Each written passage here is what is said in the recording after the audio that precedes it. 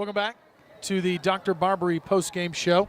It's time now for our Techstar Kubota New Holland postgame interview with Coach Lon Reisman. And, Coach, there's no other way to put it. This is a tough pill to swallow tonight here on the road. Just a tough game. Yeah, I mean, they have a very good team. They're very tough in the environment here. I thought at the first half we really followed our game plan, did a great job the first half, got down early, and then we really got into our game plan and really executed it well. You know, we actually could have been up a little bit more. We took an unadvised shot with before halftime. Sure. We're up 3.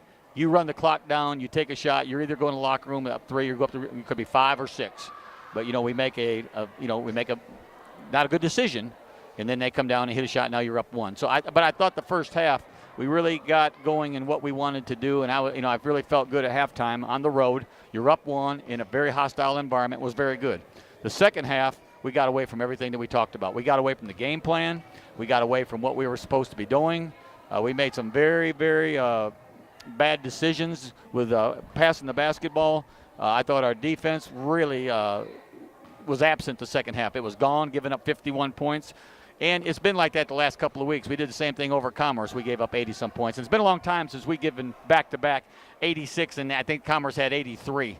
And, we can't sit here and wish that we off our, that we had some players that are not here right now. We have what we have right now. And until we adjust to knowing that we don't have a Josh Holly here, or even Denzel, a couple of players that we depended on this year, then we got to go on and play, because they're not going to materialize. And we have to get ready to play. And again, like I told them in there, you can decide whether you want to be first or second in the conference. We're still playing for at least a tie for the conference championship, or if somebody loses here and we win, then we're still there. So we're still playing for quite a bit. And I don't know, sometimes you have to remind this group of what we're playing for. We've won 22 games. We're 22-5 now. And we're 13-4 in this tough conference. And so we got to decide now what we're going to do. And there's no reason to go in there and explode. I didn't do that. I think what we have to do is we have to look in the mirror and we have to reevaluate ourselves, because the game plan put out there was excellent the first half, and all we had to do is carry that over to the second half.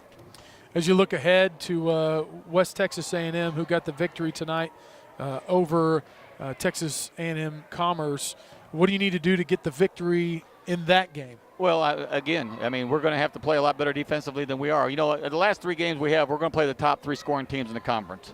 Commerce is a big scoring team. They're a big scoring team, and so is West Texas a big scoring team. And we definitely had not played very good defense. Let's just be honest with you on that. And except for the first half. Now, they had 34 points the first half, Sure. and I wanted it to be in the low 30s. It was in the low 30s. It was 34. It should have been less than that. It should have been 32.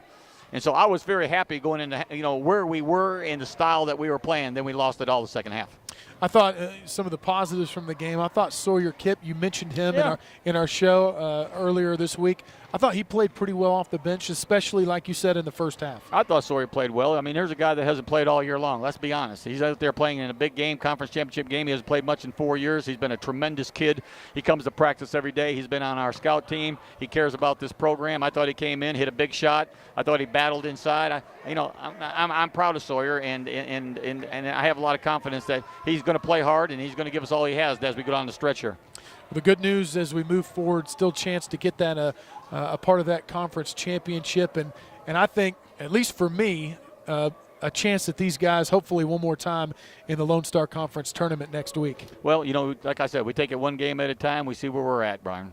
All right, Coach, thank you very much for your time, and we want to also thank the crowd that came here from Stephenville. Oh yeah, it was a great crowd from on that bus. Tarleton State. They did a great job, and I appreciate I just appreciate their support. The people came out here 4 hours to watch this championship game, and I wish it had been something different. But I know how they feel about this team, and I really appreciate our students coming out here, our cheerleaders coming out here, the people of Tarleton coming out here, and then our community members that are a part of our Texan club. We really appreciate they coming out here tonight. It was still, even with those kids going off, you could still hear the Tarleton fans making noise in the stands, and they're on the sidelines with the cheerleaders. Thank you, DeBarn. All right, thanks, Coach.